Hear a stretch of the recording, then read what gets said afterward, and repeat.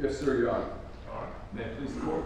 Yes, sir. I'll be honest with you, I thought she was going to say Donatello at the end there, because that's what it sounded like, right? That at the end of all that Donatello was the one, the hand.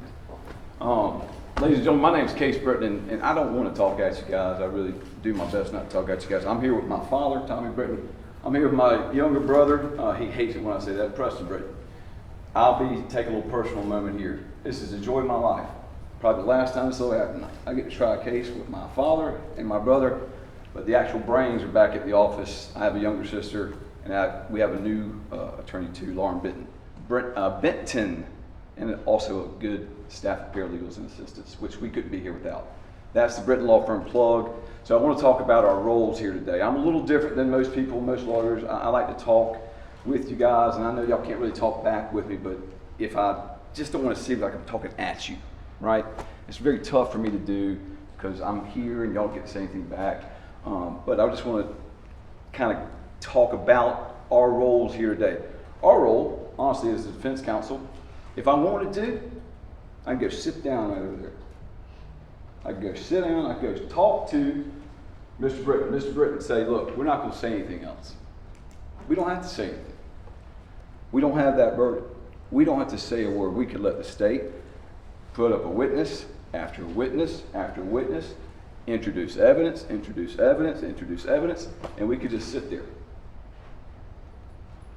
Not question them, not cross-examine, just let the evidence speak for itself. The evidence, and we'll talk about evidence and the types of evidence here in just a second. That's what we could do, but we'll probably engage with the witnesses that we put up, and we might put up some cases and some witnesses too.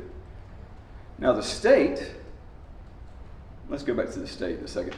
You heard the judge, and now I have to be very careful when I talk about the judge because he is the rule. He's the man, he's in charge here.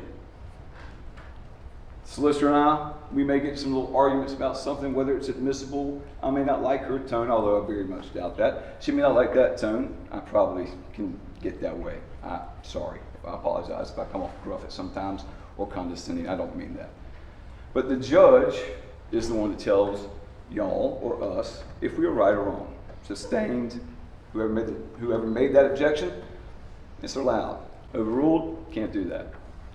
He's that guy. And then he, of course, like he said, he instructs y'all on the law. And he'll do that at a later date.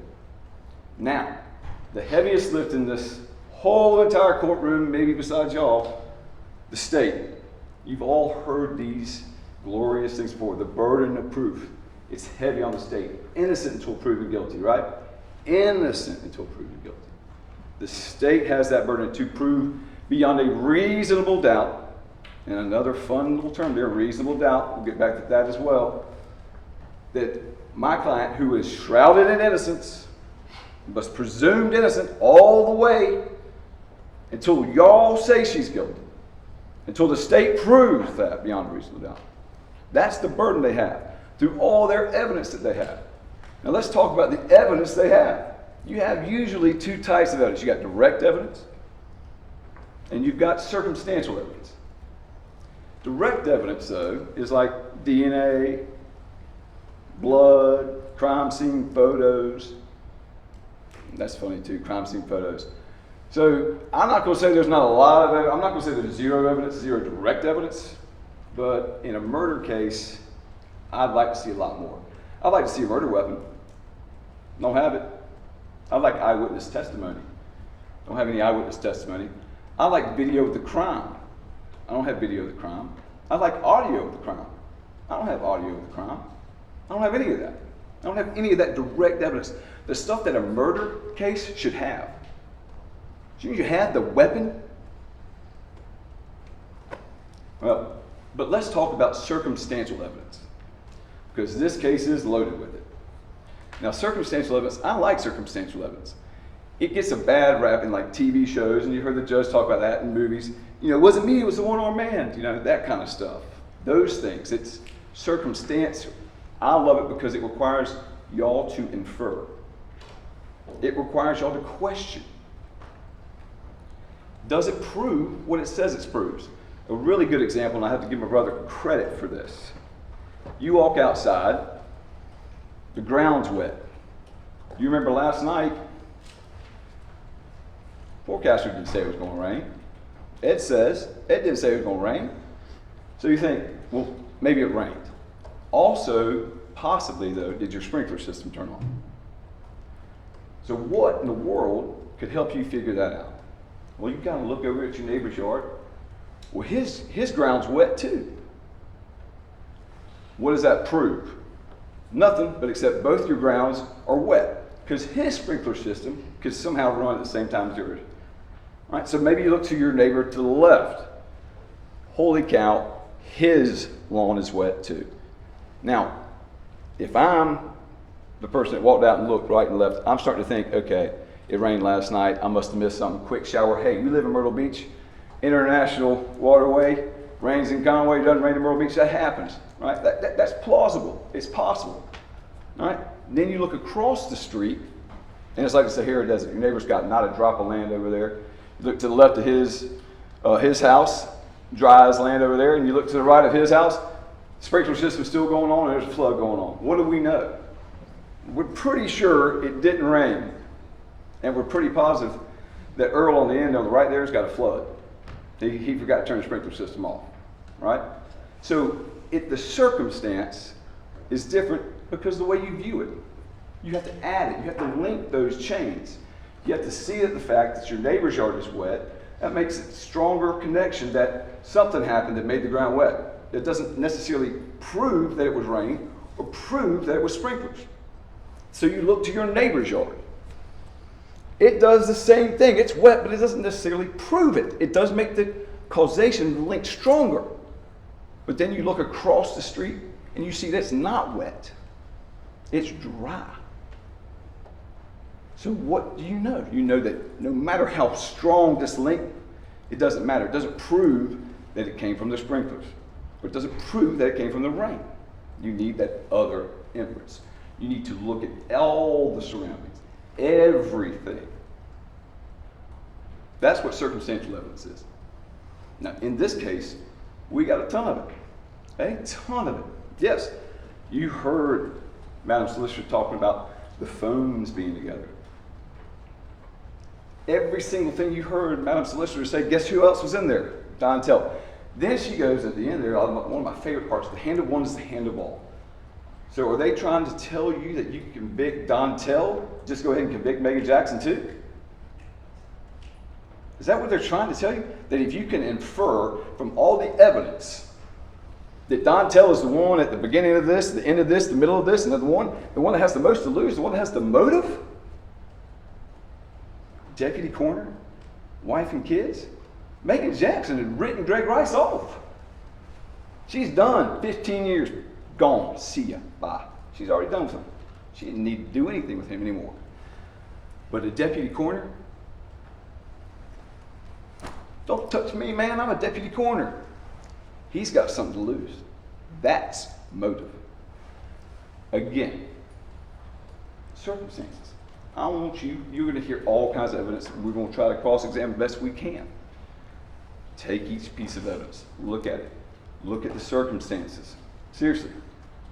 Most defense, when you've got a criminal defense attorney up here telling you to look at all the evidence, how many times do you hear that? How many times do you hear a criminal defense attorney say, look at this. Look at it. Look. Yeah, I know some bad things are going on here, but look. Really look at it. And if you can do all that, and I worry about it, because society's a little awful. I feel like we want the worst sometimes. Flip on the news.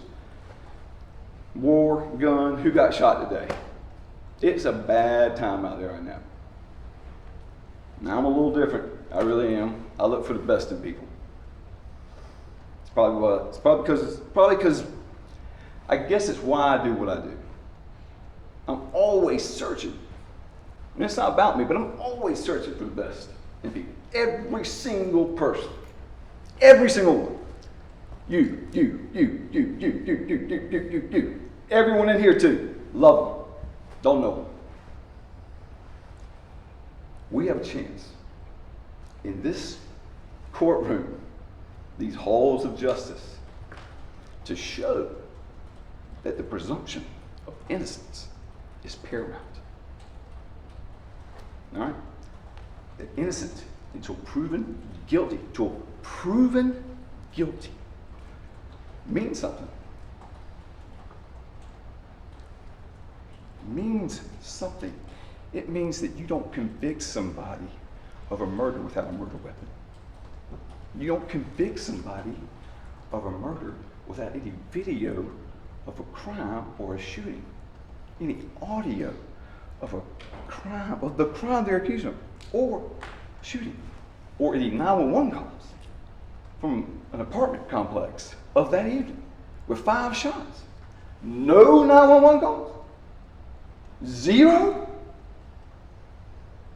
We don't do that here. We don't convict on circumstances that don't add up. It's like baking a cake or making some soup or whatever, missing the salt. You have to have everything. You have to have everything. And I guarantee you, well, hold on a second. One of my big things I was told many times before I came up here, do not overpromise because you got to be afraid to underdeliver. Always got these little cliches. That's what I can't stand with this stuff. I just want to talk to y'all about it. I'm not trying to overpromise anything and underdeliver anything. I'm just trying to talk. We don't convict people on these kinds of charges, of these charges, of these serious charges, with no murder weapon, no video of the crime, no audio. You just don't do it. Presumption of innocence means something to people. We just can't do it. And I guarantee you, I hope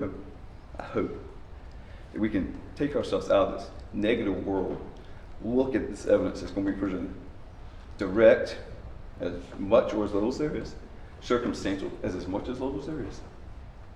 Remember that she's innocent until proven guilty. And look at everything. Everything. And say presumption of innocence means something. It does. And we will come back with not guilty.